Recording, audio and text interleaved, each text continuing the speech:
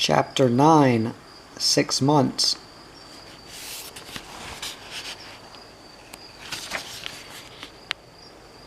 We arrived at cave camp in the afternoon and stayed the night there. We'd come a long way and waited a long time to get to Robbie, and we were looking forward to seeing him. But now that he was just 1,000 feet down the ridge from us, we weren't in any hurry. Our biggest worry wasn't whether he was still there, but whether he was still the same, still our friend. When you don't see any other people for a long time, you start to wonder if what you remember about them is right. It makes you a bit nervous about seeing them again. We heard someone banging something down at the station next day, and that night we sneaked down and gave our whistle for Robbie, which set his dogs barking. He was there, and judging by the way he greeted us, you'd think he hadn't seen any other people either. Robbie said he'd been thinking about us for the past 2 days. "You skinny pair of bush rats," he said, pouring us a cup of tea, not knowing that there's no such thing as skinny when you've been a fat person. We had a clean-up and sat round the table, reading the newspaper cuttings Robbie had saved for us. Then we ate a huge feed, including everything green he had in the place. Uncle Heck and I had been in several places during the winter, including the Ruahine Ranges, 300 kilometers to the south.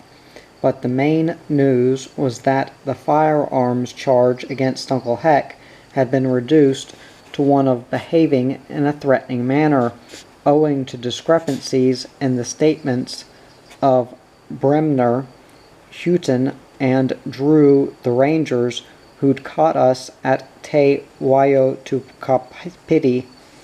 Our old friend Sergeant Bowling was quoted as saying that the police were no longer actively searching for Faulkner and Baker. It was unlikely that they were still in the bush and were probably being sheltered by accomplices.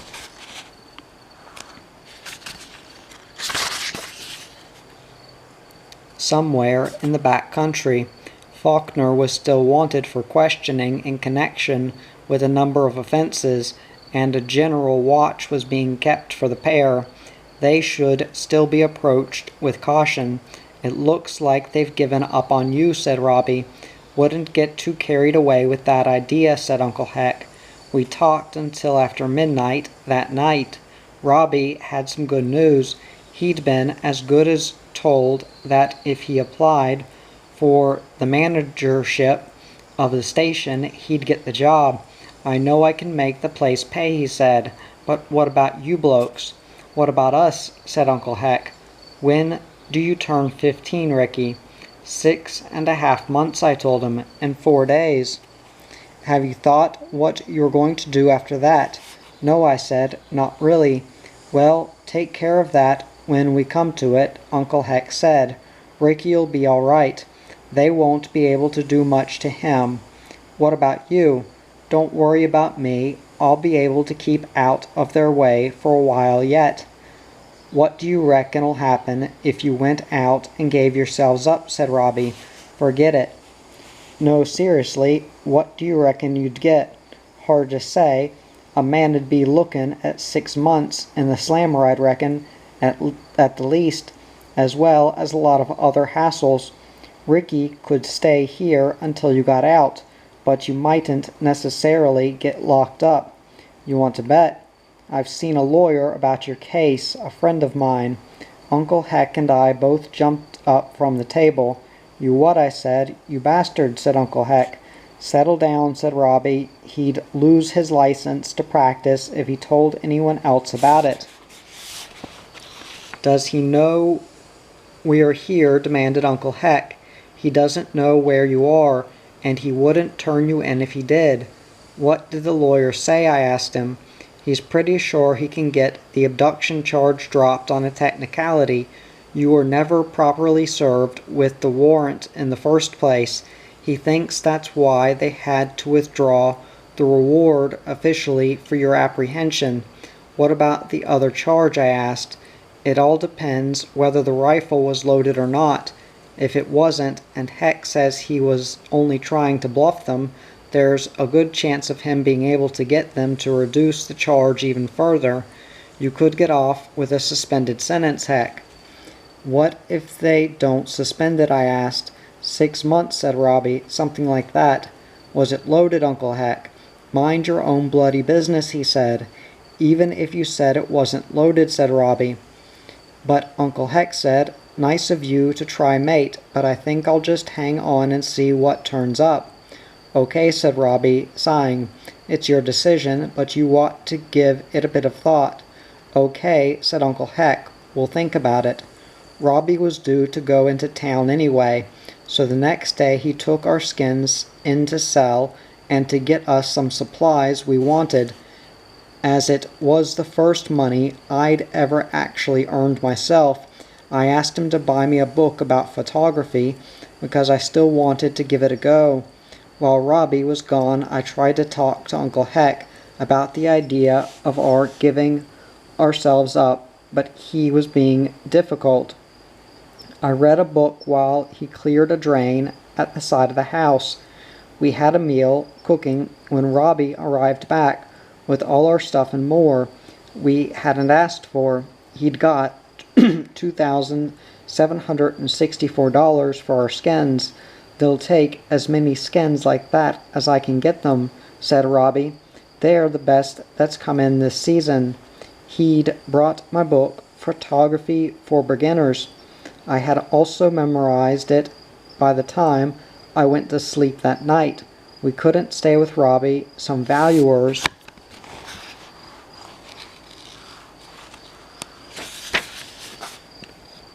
were due to start working there any day, so we made arrangements to come again in a few weeks. If the doors at the top of the wool shed ramp were open, it would be safe to come down. We loaded our packs, untied the dogs, and said goodbye to Robbie, and left for cave camp. The next day we left on a trip over to the western side of the Uriwara. Every time we traveled out along the Coterre Ridge, our situation had changed, and it was different again this time. The reward for our apprehension had been officially withdrawn, and if the police weren't seriously looking for us, other people weren't likely to bother. We weren't news anymore, and the worst they could do to us was stick Uncle Heck in the slammer for a few months, and me in a social welfare home. The main change this time was that the seriousness had gone out of our situation, and that was important, but it was nothing to the changes waiting for us over in the Watercress Valley. We found we could use the tracks and huts like anyone else. In fact, it seemed as though we had the whole area to ourselves. It was a week before we ran into anyone at all, but the less we avoided them, the more they seemed to avoid us. We found 2 hunters in the Parhaki hut one night, and they were so nervous of us that they gave us some of their food and left in the rain for central Waiau rather than spend the night in the same hut with us. Makes you feel as if there's something wrong with you, that sort of thing. And it got worse. Those people we did meet would get off the track and let us pass, glad to see us go. They didn't know if we were still supposed to be dangerous or not, I suppose, but it can certainly get to you being approached with caution. We arrived at Totara Hut one day, and when I grabbed the door handle to open it, someone was holding it from the inside. "Go away," a squeaky voice called out. "The hut's full, there's no room. You'll have to go away." Uncle Heck and I looked at each other and left the poor bloke there on his own and went on to Skipper's hut. Just after that, we passed a bunch of people on the lake track, and I heard an overweight lady say, "They're filthy, we're thin though," I yelled back at her. Fat people don't forget things like that. We tried to swap a leg of pork for a loaf of bread with some people living in a bus at the edge of the Galatia side, but they were vegetarians. A chopper landed near us in a clearing one day, and we went over for a chat with them, but when we were halfway there, they took off again. I found myself half hoping we'd meet up with people on every track, so we could find out how we stood with them. Then we had a stroke of terrible luck. We were on a leading ridge heading over to Te Rocky to pick up a stash of food we had there, and the dogs found this boar on the top of the ridge and ran it right down to the creek and started bailing hard on it. "Sounds like they're settled in down there," said Uncle Heck. "We'll have to go and give them a hand." So we dropped our packs and slid and groped our way through the supplejack and steep roots, guided by the frantic barking. When we arrived, they had the pig down in an almost dry creek with 3-meter sides like a ditch. The boar, a big one, was backed in against the bank. It was black and white and hairy, with half its face white and the other half black, which made it look more dangerous. Its hackles were sticking up, and you could hear its tusks working on its grinders from where we were at the top of the bank. It made a high squeaking noise. "Doesn't look too good to me," said Uncle Heck. "The angle's wrong. Don't know if I can drop him from here." Just then the boar charged the dogs, and they had to go for their lives down the creek bed. The pig ran back to his spot and bailed up there, facing the dogs. "We'll have to give it a go. He's going to get one of the dogs in a minute." He leant the rifle across a small tree at the top of the bank. Crack, and the pig went down on its front knees, and the dogs moved in and started tearing at its head and neck.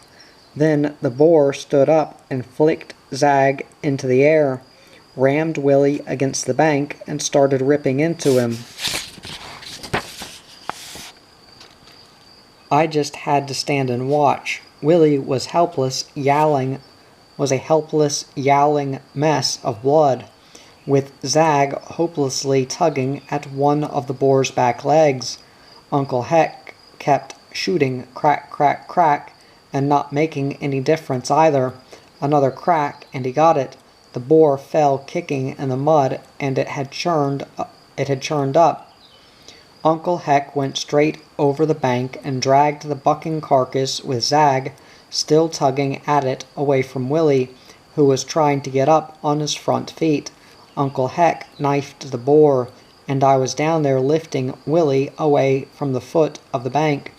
I remember every stone in that bank. He was covered with blood, and it was hard to tell exactly where he'd been ripped, but there was a lot of flesh hanging down one side of his neck. Uncle Heck reached past me and lifted Willie's head. "He's had it, Ricky. You'd better get out of here. I might have to finish him off." "But can't we take off, Ricky?" "You don't argue with him when he talks like that." I stepped over the dead boar without looking at it again, and went down the creek until I found a place to climb out, and trudged back to the packs on the ridge. A bit later, Uncle Heck arrived. He put his hand on my shoulder. "Sorry about that, Ricky," he said, still breathing heavily. "I just couldn't get a decent shot at that pig. He killed Willie. He was dead before you were out of sight. His neck was broke. I pulled some rocks down on him. Good dog that. Turned out all right." "I hate bloody pigs," I said, and I meant it. They'd killed my dog Willie. "I know how you feel, mate. I've lost a few like that. How are we going to manage with only one dog?" "We'll have to find out. We'd better hope we don't run into any more boars like that one. Zag's getting a bit slow for that kind of pig." I wasn't very pleased with life after that, but 3 nights after Willie's death, an important thing happened by accident. A talk with Uncle Heck. We'd got mucked up on a ridge and ended up camped in a deep gorge with the Tahoe River roaring past a few yards away.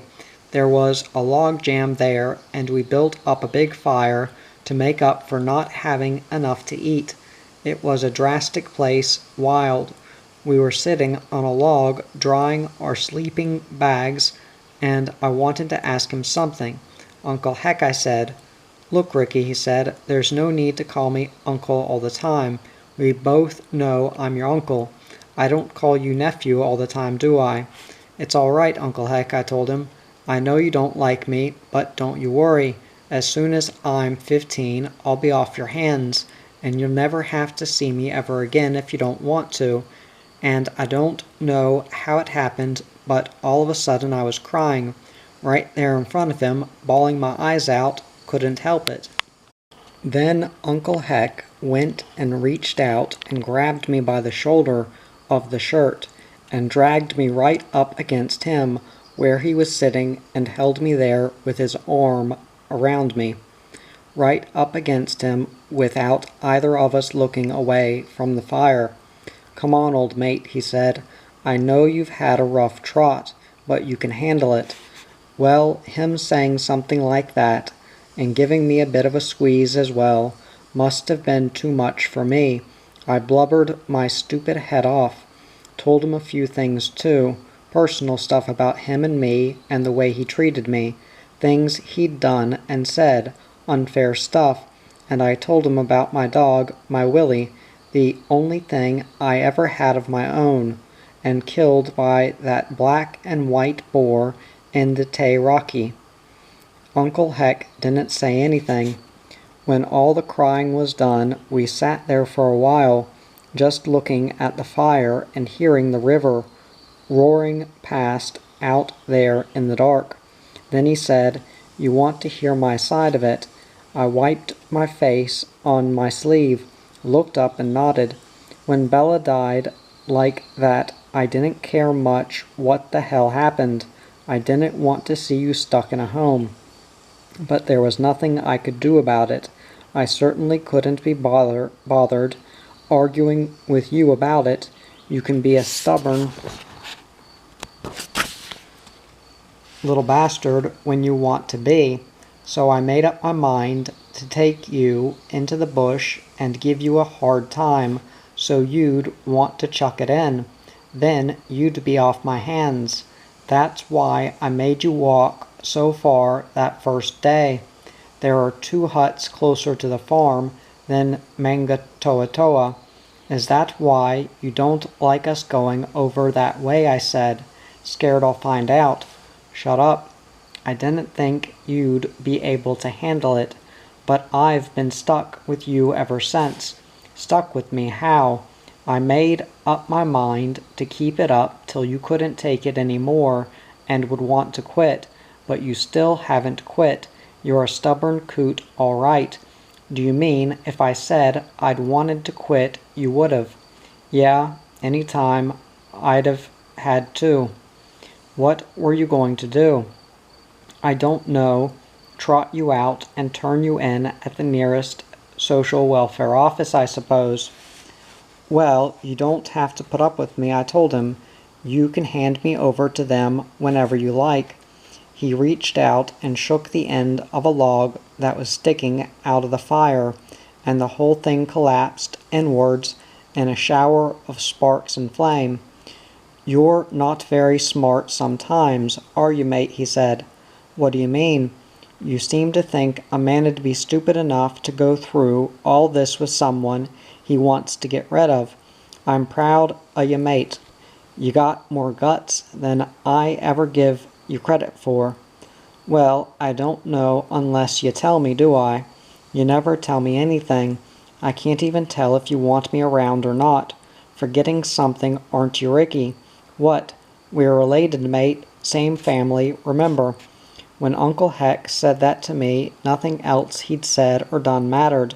It was the first time I'd ever had a relative who admitted it straight out, and who was proud of me as well. We liked each other a bit better after that, and Uncle Heck treated me more equally. We got onto fewer wrong ridges. As a matter of fact, I tried out calling him Heck one day. It was his turn walking in front with the rifle, and we were splashing along down an easy creek into the Waukatane, and I said, "How far is it out to the river, Heck?" "An hour and a bit," he said over his shoulder. When he got to the next crossing he stopped and looked round at me, and when he turned back and splashed into the crossing, he was just starting to grin. I saw him. "Glad you didn't look round again after that, Uncle Heck." I was too pleased just then to have anyone looking at me. We ran into a few more people on the tracks and round the huts, and they all treated us as if we had AIDS. But one day something really funny happened. We were bowling along the Te Waiiti track and ran into our good friend Hugh, the park board ranger, and another bloke. They stopped when they saw us coming and hurried back the way they'd come. Uncle Heck and I grinned at each other and trotted after them. We found where their marks left the track, and we chased them through the bush, making just enough noise to let them know they were being followed. They were too scared even to split up. After a few 100 yards of this, Zag showed us where they were both hiding up a tree. We stood there and looked at them.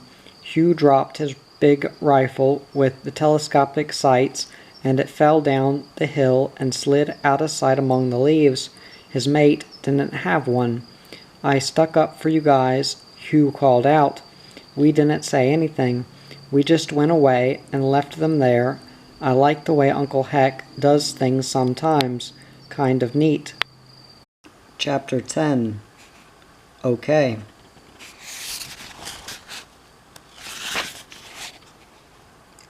We were sitting by one of our big fires in the open at Hanamahihi, and there was something Uncle Heck had been avoiding.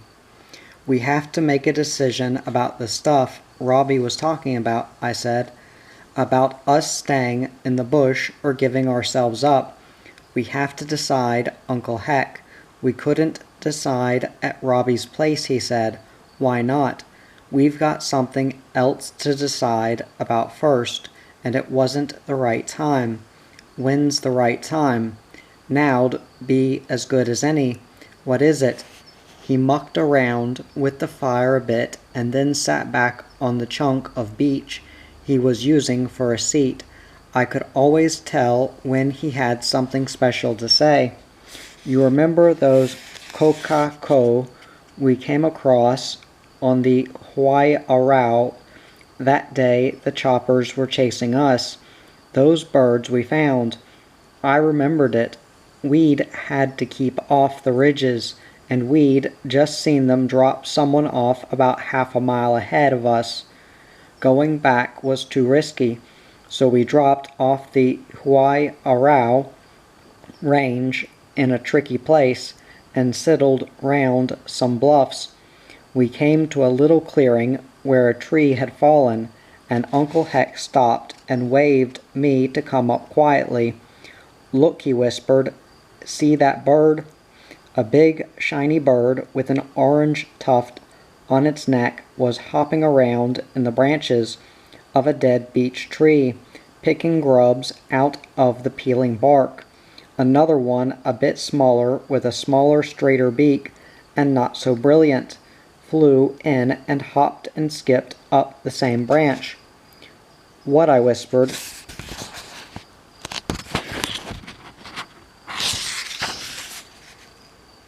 "Shut up."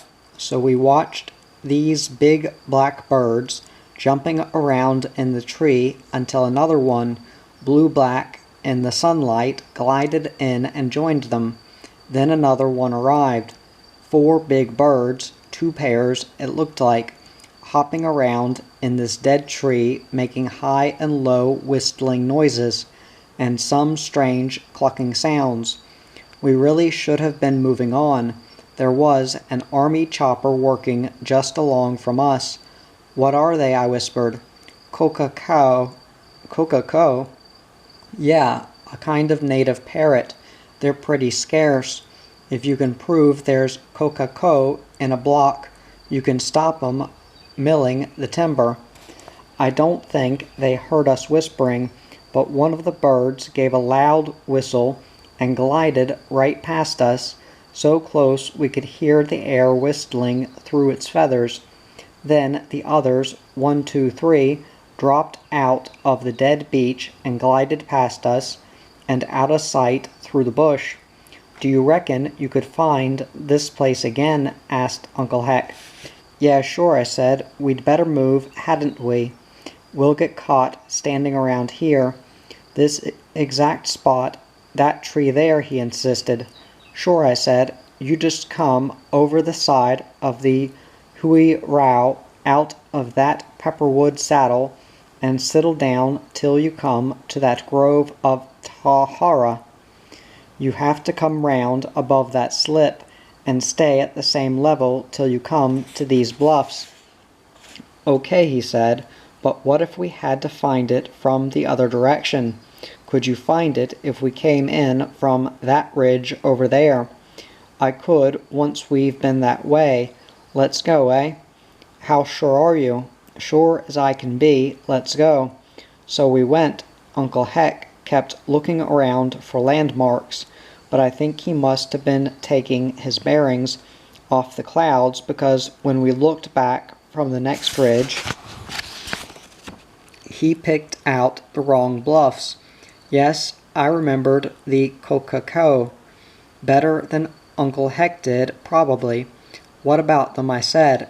They weren't coca-cow. What were they then? He exploded the fire with a kick. I'm pretty sure they are hui, he said. Hui? Yeah, they're supposed to have died out years ago. Those must be the only ones left alive.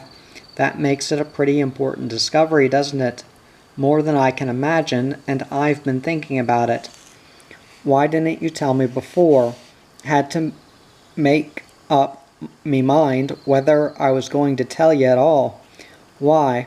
We were attracting a fair bit of attention as it was that day, but it's nothing to the attention you'll get when they find out you've discovered an extinct bird.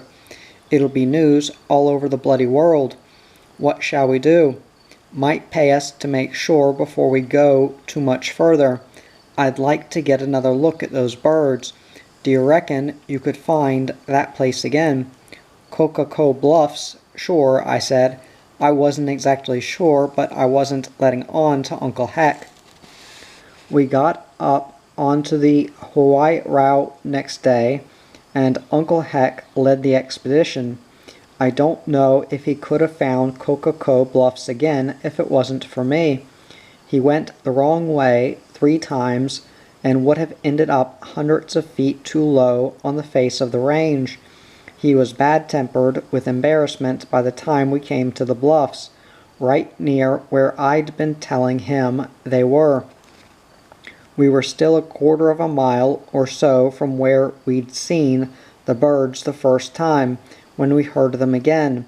Low, clear whistles, some very high ones, and then some clucking.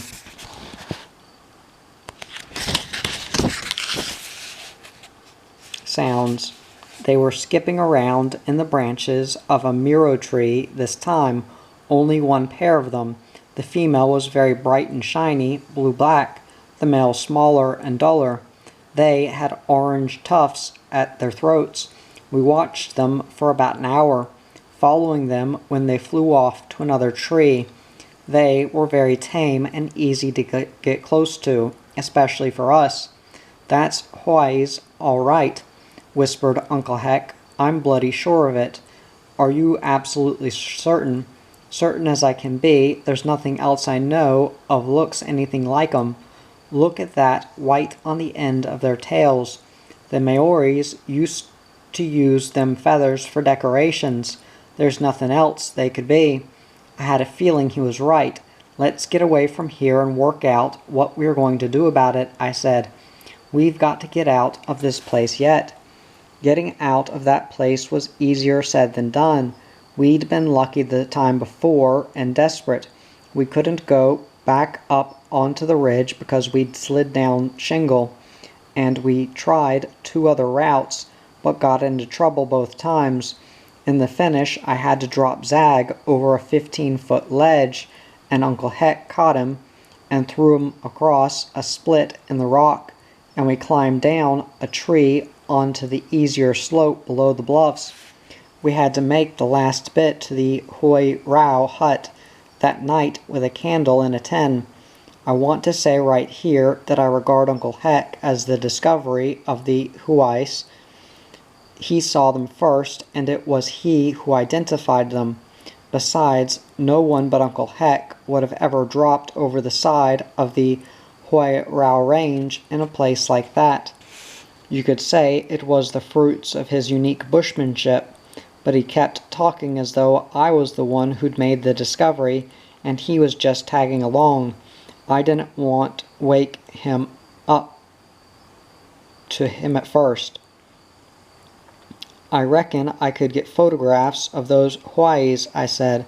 You reckon? I reckon. If you could do that, I don't know what they'd be worth, but it'd be thousands of dollars. Thousands of dollars. Hundreds of thousands probably, enough to set you up with whatever you wanted. You know what Hawaii Rao means? Know what? Hawaii Rao means 100. 100 Hawaiis. There must have been plenty of them around there in the early days. There'll be one hell of a stink when they find out there's still some left. What do you think we should do about it? I asked. I don't really want anything to do with it, he said, but Uncle Heck, it's an important discovery. Yeah, I know, but I couldn't handle all the publicity and stuff. I'm too old for that sort of caper. Why don't you get into it? You like birds, don't you? What about Robbie's idea of our giving ourselves up? I said. We still haven't talked about that yet, haven't we? No, someone keeps putting it off. We've got to decide about that sooner or later, Uncle Heck, but you just won't talk about it. How long is it now until you're 15? 5 months and 1 week, I told him, and 6 days. You'd probably be all right then, he said. It'll take them about that long to sort out what to do with you. What about you? I said. I'll be okay. They won't catch me. I'd been scared he was going to be like this. We mightn't even get locked up. Robbie said it all depends if the rifle was loaded or not. That's what he reckons. Was it loaded, Uncle Heck? We could always say it wasn't anyways. What was it? He shrugged. You know that as well as I do. No, I don't. I said, stop mucking around, Uncle Heck. This is important. Was it loaded or not? He did something unnecessary to the fire, and then he said, who was carrying the rifle when we first got to that hut? Me. Who unloaded it?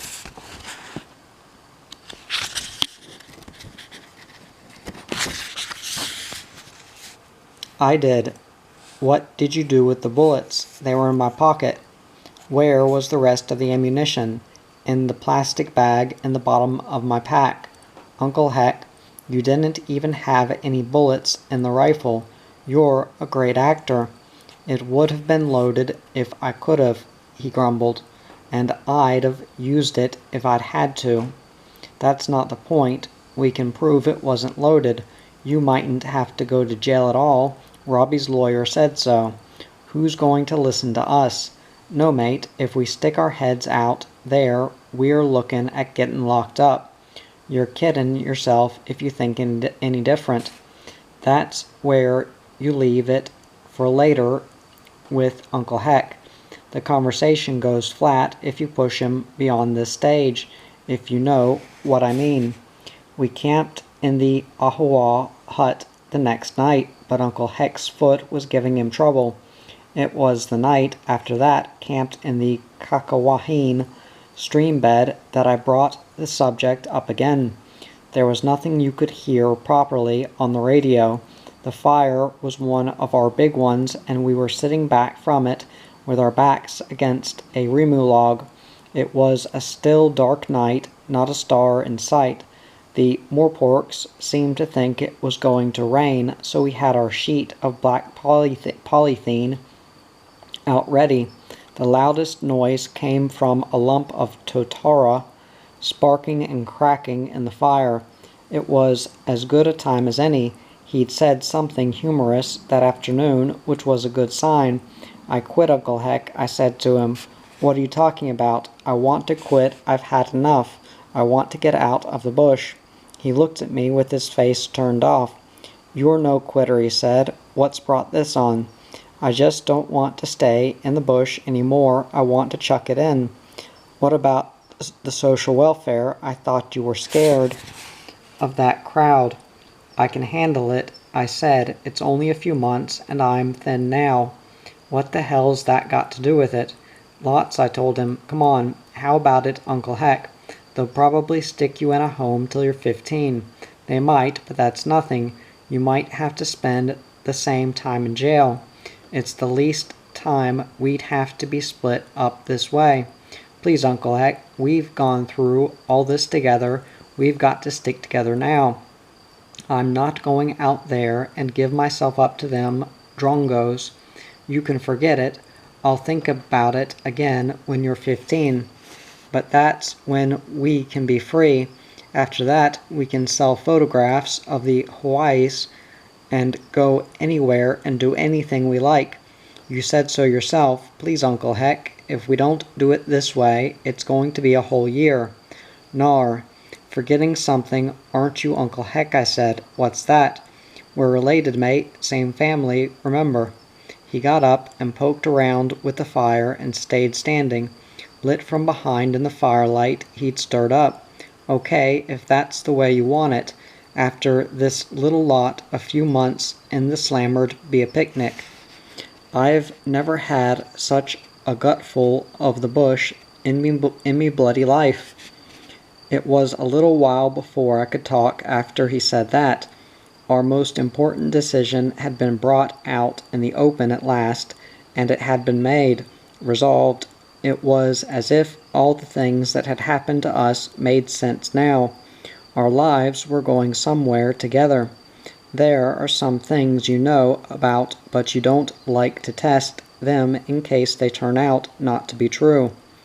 The big question that had been hanging between Uncle Heck and me was what we were going to do when I turned 15.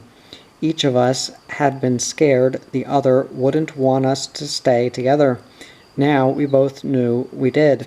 "You know what, Uncle Heck?" I said to him. "What?" "I'm not the only stubborn bastard around here. He looks real nice when he smiles. With all that out of the way, all we had to do was to eat and make plans. The bush was different again. We were going to leave the Urawa. There was a limit to it. We decided that until I could get skilled and take some photographs of the Huis, we'd keep our discovery to ourselves.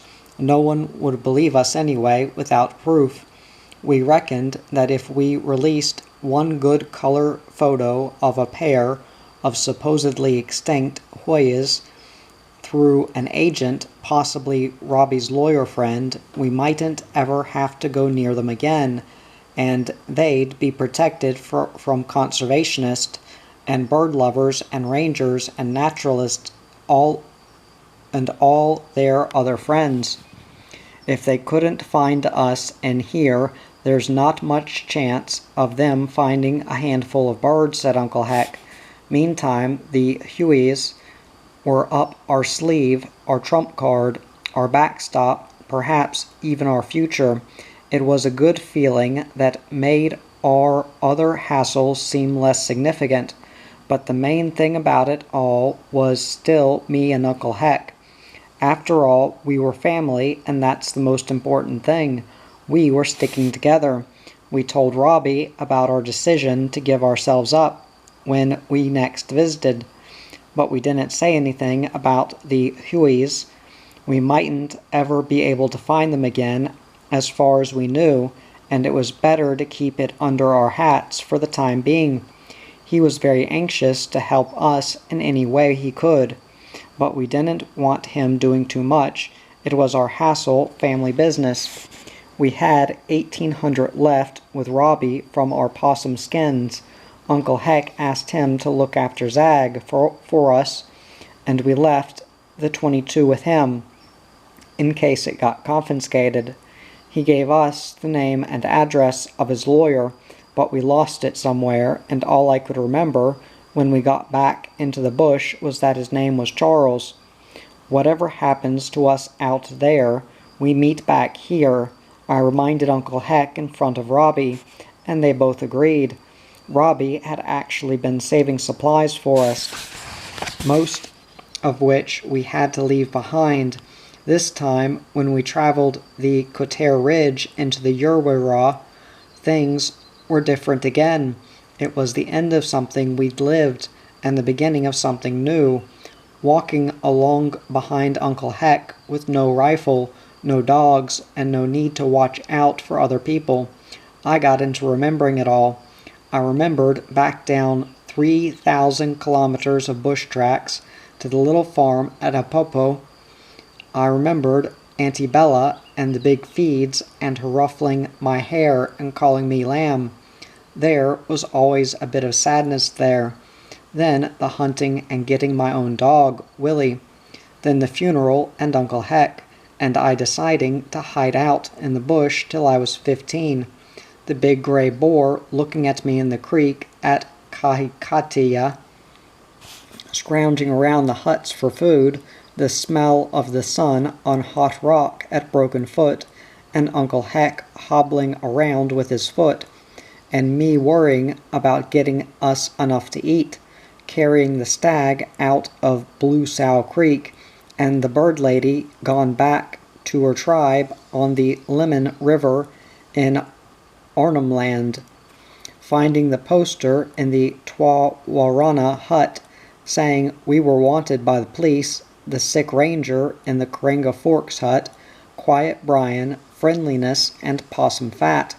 Then the rangers in the Te Waio Tukapiti hut, and Uncle Heck standing out there in the midst by the woodblock with no bullets in the rifle, telling them they wouldn't get hurt if they didn't interfere with us. I got so carried away when I remembered about that I couldn't help reaching forward and touching Uncle Heck on the back of the arm. "What are you doing?" he said. "Nothing, Uncle Heck.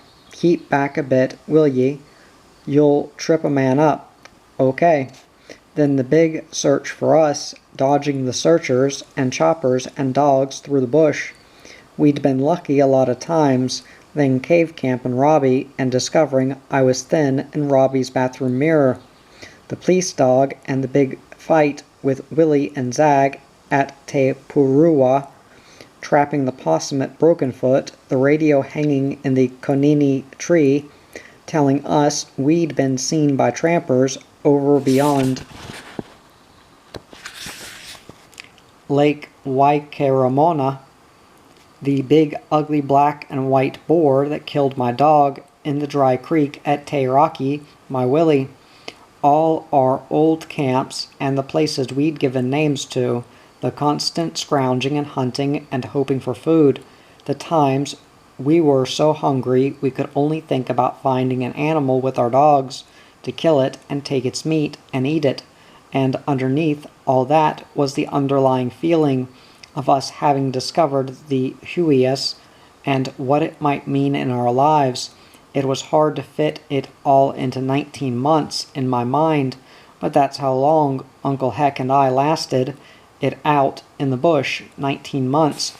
We came in here with nothing, and now we were going out with a good chance of being able to have anything we could think of and go anywhere we liked without being interfered with by other people. But there was more to it than that. I'd learnt something from the bush. The Urwara country had taken things off me and given me things. It had sheltered me and frightened me. The bush still stands there growing and minding its own business. The ridges are just as high and broken as they ever were. The streams and rivers still tumble and rush and flood down the valleys. The rain and snow and sun and wind still please themselves, what they do without being interested in me. But I see it differently now. It had taught me something other people never could. It had taught me how to stick to rules that weren't my rules, just like everything else had to. In fact, I was beginning to see how it all works. The rocks gives in to the vegetable kingdom. The vegetable world takes from the mineral and gives up itself to the animal world. And then me, human beings, people, the last in the whole arrangement. But I could only take advantage of my place in it by sticking to the rules. And to step out of line could get me killed. It taught you respect, realizing a thing like that. It might be the same with everything, for all I know, and just go on forever. We hung around a few of our favorite places until there was nothing really left to talk about. We were more like two people going on holiday than a pair of bush rats wanted by the police going out to give themselves up. "You'll have to do most of the talking," said Uncle Heck. "I'd only end up flattening somebody. Do you reckon you can handle it?"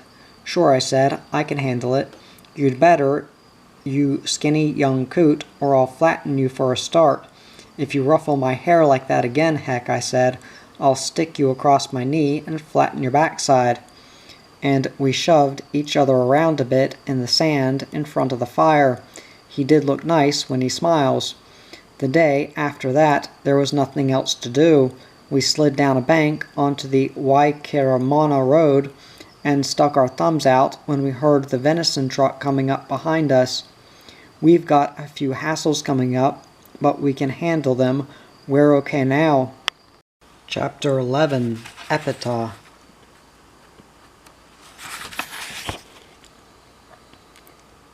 I'm Robbie Barton, Heck and Ricky's friend, and I feel impelled to add what I know to Ricky's story.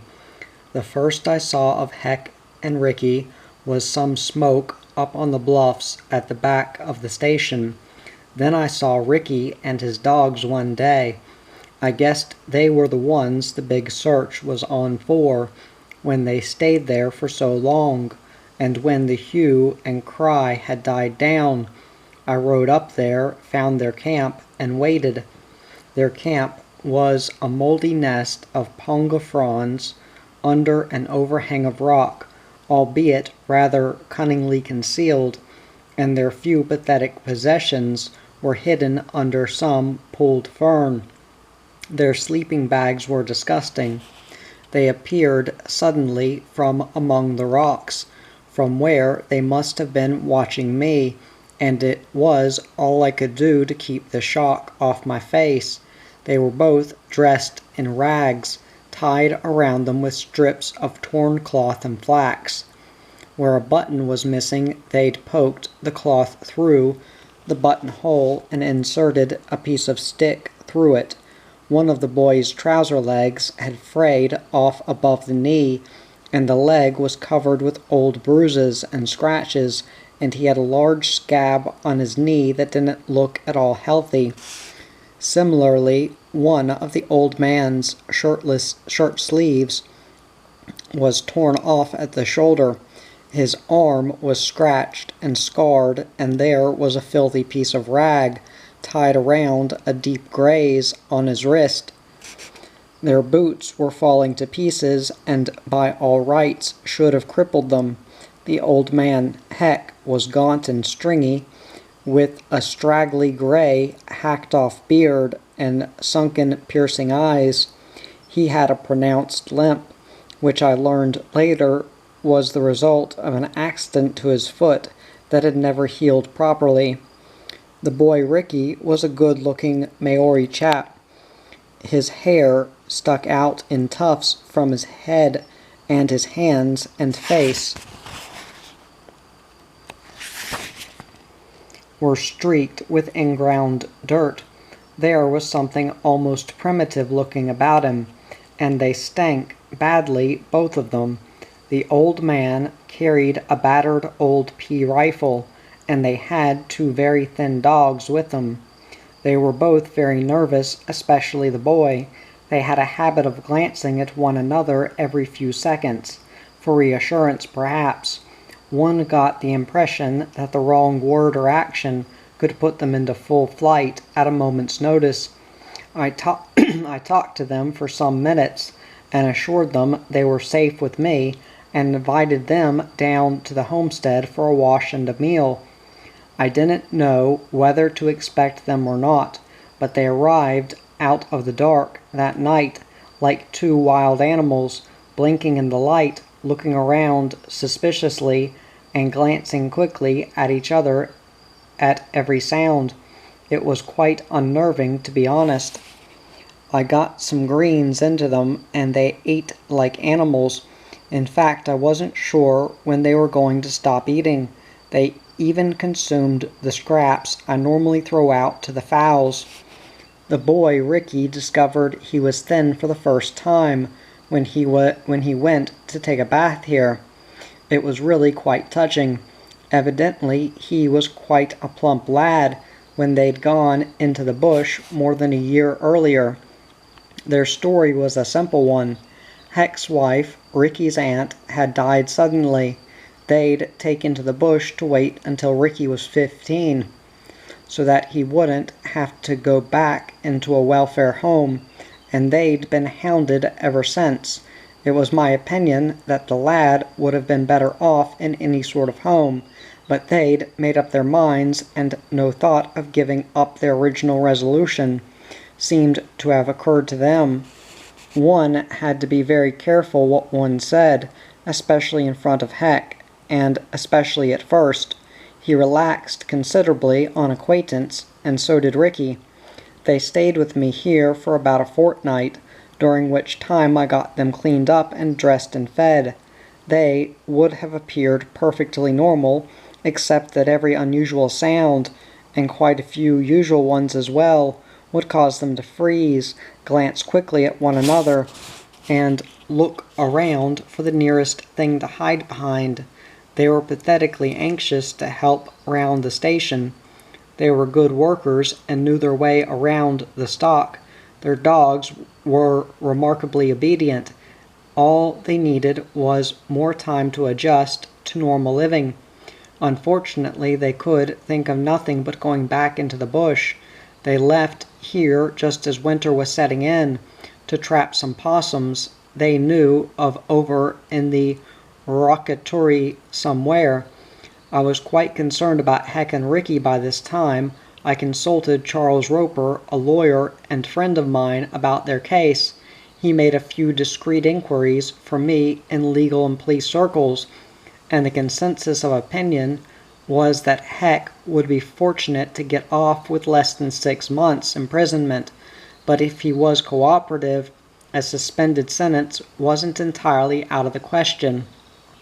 I couldn't imagine Heck cooperating with his pursuers. It was 3 months before I saw them again. I was cooking my meal one evening when they came sneaking in through the yards with 2 bundles of opossum skins in sacks wrapped with vines. The clothes I'd sent them off in were hanging on them in greasy rags, and they stank of sweat and opossum fat, and the kind of wood smoke smell that always had about them. They were as wild-eyed and suspicious as ever, but seemed to relax a little sooner than they had the first time. They hadn't seen another soul since they'd left here, which they regarded as great good fortune. I made them have a bath and got them into clothes that didn't smell and feed them. There are limits. I sold their furs for them, over $2,000 worth, and bought them some supplies they needed. They were both so hopeless with money that I opened an account with myself for them. They actually had more cash than I did at the time, because that was before I was made manager here. My wife and the girls were still living in town at that stage and knew nothing about my strange visitors. By this time, the charges against Heck had been reduced to behaving in a threatening manner, due largely to a legal technicality, and abducting a minor. This charge was seen by many as legally flimsy.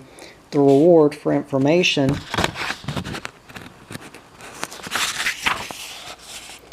leading to his arrest had been officially withdrawn, and the police were obviously sick of the whole affair.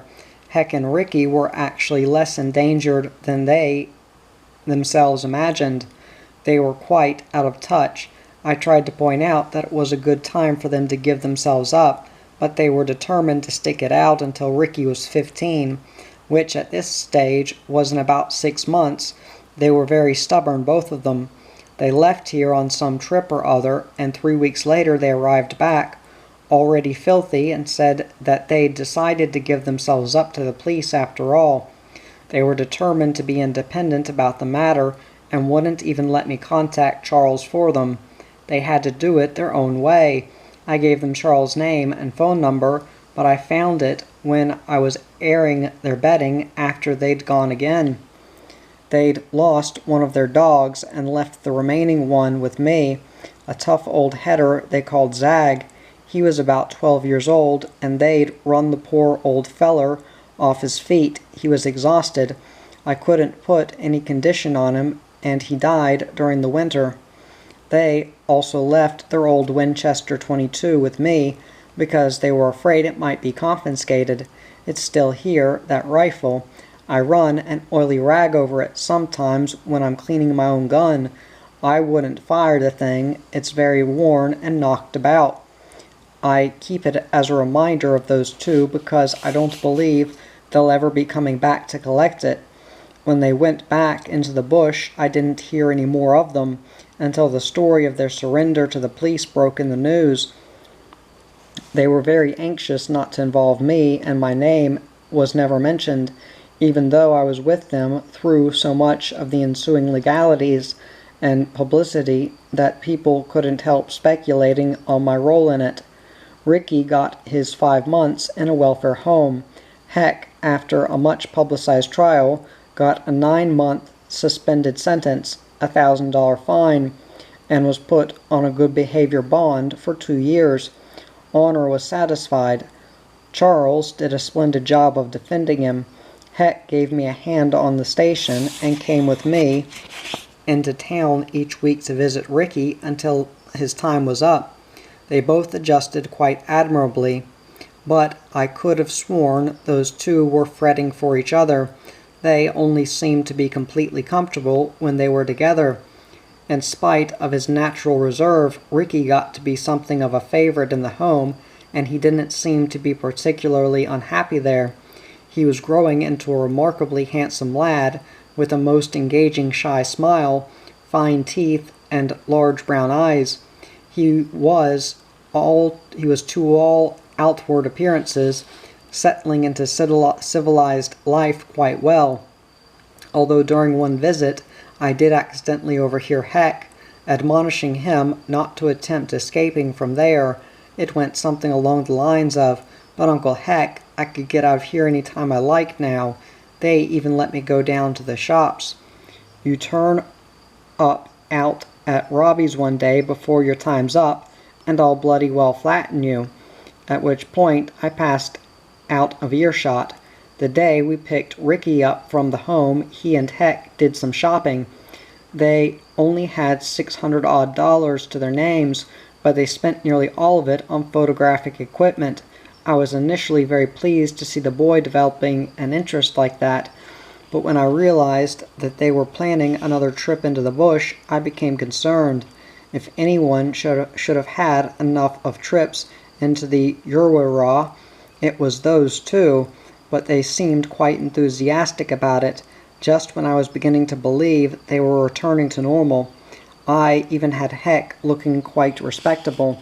I couldn't talk them out of it. They had some implausible tale about wanting to photograph some of the places they'd seen in there. Ricky had been out of the home for less than a month, most of the time spent messing about with photography, when they packed their gear and left on a short trip round a few of the huts. That was 2 years ago now, and I haven't seen them since, nor has anybody else. So far as can be ascertained, when they'd been gone for 3 months, I went into Gisborne police station and reported them missing somewhere in the Urwara. You may well imagine the response I got. Many people are of the opinion, kept alive by occasional reported sightings, that Faulkner and Baker are still dodging around the huts in the Urwaras. They still get blamed for much of the mischief done in there. I never believed it, and since I found Ricky's story, written in visitors' books taken from the huts and wrapped in a torn piece of black polythene among the stuff they'd left here, I've formed my own theory about what happened to them. It's taken me nearly all winter to unravel Ricky's handwriting and get his story written down, more or less, how he meant it. One of his books had been wet, and one whole passage is indecipherable. I could tell, though, from a few phrases I was able to follow, that Heck and Ricky planned to buy the station and present it to me in return for my having helped them. Another piece I was able to pick out was Ricky saying to Heck, "Maori skin isn't so brown on thin people as fat ones.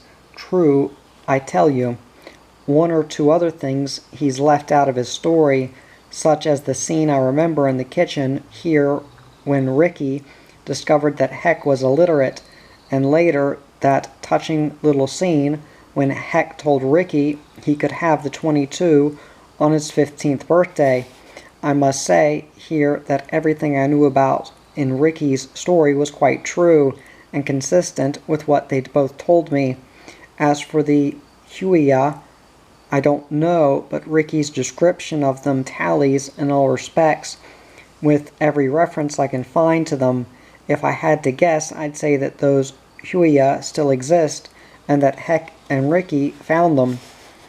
Owen Mallory, who was here last summer with his team practicing for one of his Himalayan expeditions, described any attempt to tackle those Huia bluffs without the proper equipment and experience in rock climbing as extremely foolhardy, and that's what I think must have happened to them.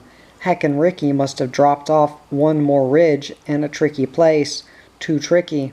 I do believe they're still out there in the Uroa bush, 2 ragged skeletons lying at the bottom of some bluffs, somewhere along the Huairao Range, Kokako Bluffs, and yes, yet if I walked outside right now and saw that wisp of smoke I always look for up on Cave Camp Bluffs, but no, it's been too long now.